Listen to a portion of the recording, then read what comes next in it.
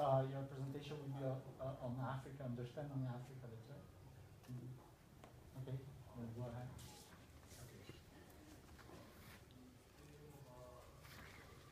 I'm very happy to be here today to present the story of Africa.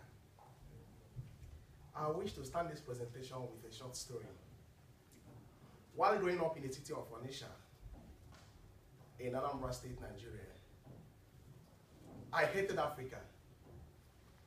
The fact that I was one always made me sick. I did not wish to be identified with anything African. I guess this conception had everything to do with things I saw around me. The two major factors that made me have this notion about Africa were one, there was a particular calendar hung in our bedroom which had two portraits. One was that of Satan, and then the other was that of God. In that portrait, Satan was a black man, and God was, as you can say, a white man. So I grew up hating my root and my identity. I saw my identity as a snag, a thing to be wiped away, living my life hating myself. I hated everything about myself and my race. Consequently, I hated myself too. But in contrast, I had great respect for the whites. I developed fictional thoughts about the white man. The white man did not die. He did not defecate. He was a god. And completely, I thought he was free from every trouble facing humanity. The second story that made me hate Africa was things I often read in newspapers and magazines. My father was an ardent reader, so he would always come home with news magazines, The Economist, BBC Focus on Africa, The Guardian, and others. In those magazines, I never read anything good about Africa. Horrible stories that sometimes made me sleepless. Stories that would ultimately keep ringing in my ears and kept beating in my heart. I only preferred reading Western literature to African literatures. I read much of Charles Dickens, Jules Verne, Dostoevsky, George Orwell, Ernest Hemingway, John Steinbeck, Bernard Shaw, and Edgar Allan Poe. Reading African writers made little or no meaning to me. But as the saying goes, there is always the first time. One day I was persuaded by a childhood friend, Ikenna. Ikenna was a guy I had great respect for. He persuaded me to read Things Fall Apart, a novel written by an African. Initially, I objected to that idea, but I was later attracted by the cover page and the fact that Things Fall Apart was adapted from a line in William Butler Yeats' Second Coming. Butler Yeats, of course, was an Irish poet. Reading Things Fall Apart brought a twist to my perception of Africa and the white man. I realized that Africans were not, after all, Satans, and the white men were not ultimately gods. My initial hatred for Africans shifted to the white man when I began reading the works of Chinua Achebe, the works of David Biragu Diop, works of Olarotimi, Peter Abraham, Oswald Mshali, Dennis Brutus, and Kenneth Kaunda. In Things Fall Apart, I read a story of the rape of African culture. And of course, in Out of God, I couldn't hold my tears. In Out of God, I saw a character I respected so much, Ezolo. He was meant to sit on bare floor, stripped naked and flogged by the white imperialists. In Antofugast, Tisbebansi is dead. I saw an African whose only way to survive was to strip himself of his identity. Sizwe, of course, had to die for him to survive in apartheid-ridden South Africa.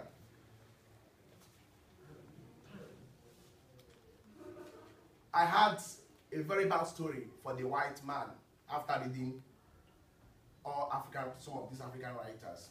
Then one day, a classmate of mine, Uche, was asked to bring his parents to school after bullying a junior student. Surprisingly, he came with a white couple. Why did you hire those wicked people to stand in for you? I had queried after class. Those people you called wicked people are my God, he said. I was a bit puzzled. They picked me up when my uncle deserted me after my father's death. They saw me crying when I was sent out of school for not paying my school fees. I now live with them and they treat me as their own son. They equally take care of my family too. Honestly, they are very good, he said convincingly. That day I could not sleep. I kept my mind busy with thoughts about Uche's story. His uncles who were Africans like him rejected him. But a white foreigner accepted him. Sincerely, my hatred for the white people vanished. And I concluded that some white people were bad, while others are good. I also concluded that there were bad Africans as well as the good ones. I had what I choose to call a balanced story. And that is what I'm going to tell this afternoon. Africa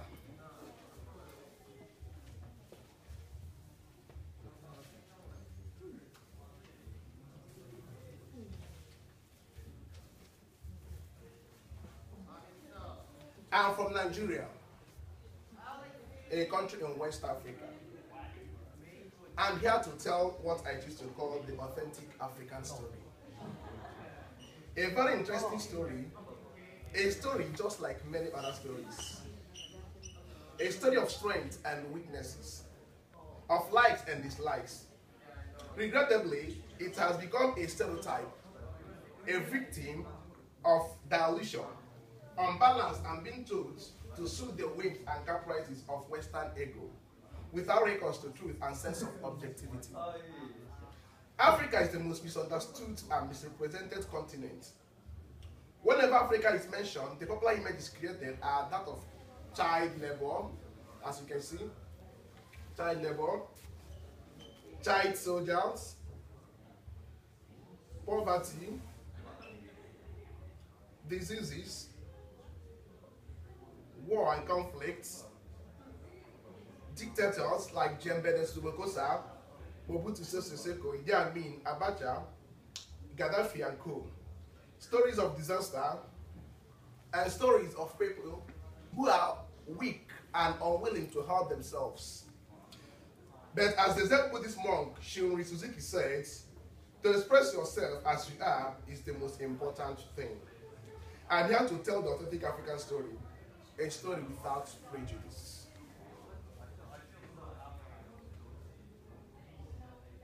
Now, I wish to tell the story of Africa by first letting you know some basic facts about Africa. Of course, I'm not going to bore you with stories about facts or history.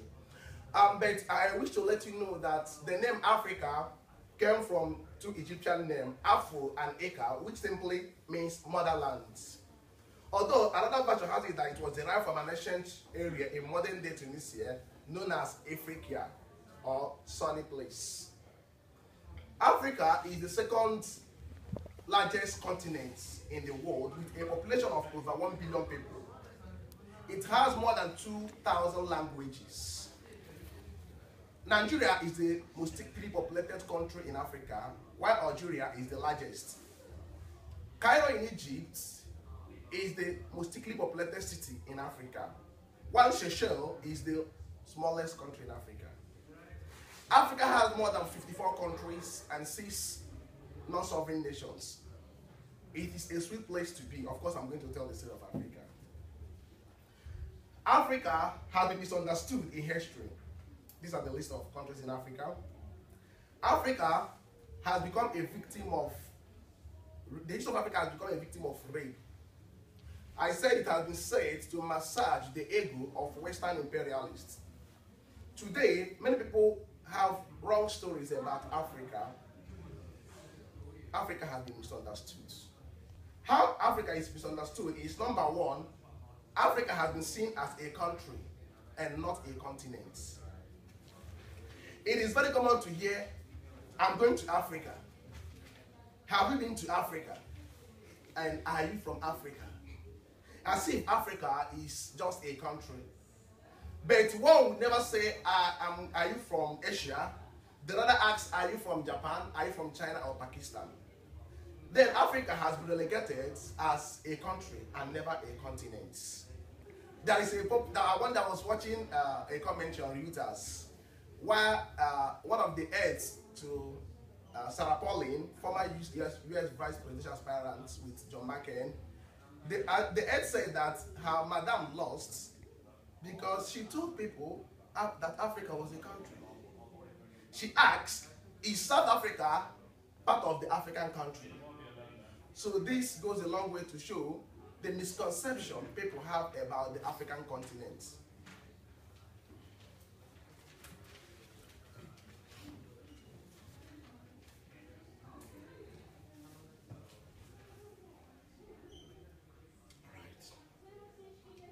It is also easy to hear like, I'm going to Africa, with no mention of the specific place.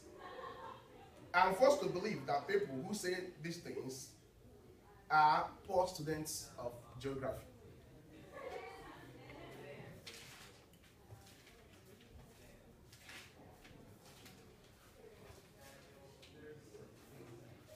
Then the second is extortion of history.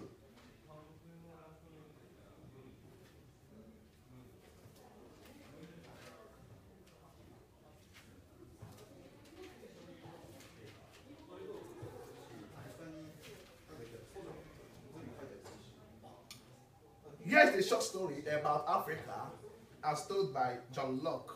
John Locke was an English merchant who sailed through the West African coast in 1561. And he kept a record of his voyage. And I quote, "They are beasts without houses. They are people without health, having their mouth and eyes in their breasts." This record is of course not true. There were already organized lifestyle in Africa before 1561.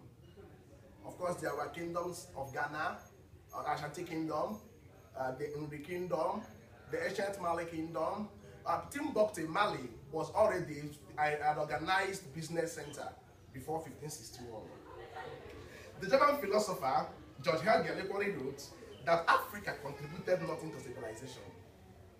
He forgot the voyage of Ibn Battuta in the early 14th century. Ibn Battuta was a Moroccan of Berber descent who sailed the known worlds in the 14th century. The contribution of the ancient Egypt to education, hieroglyphics, and universities, because hieroglyphics was the first style of writing, and hieroglyphics started in Africa.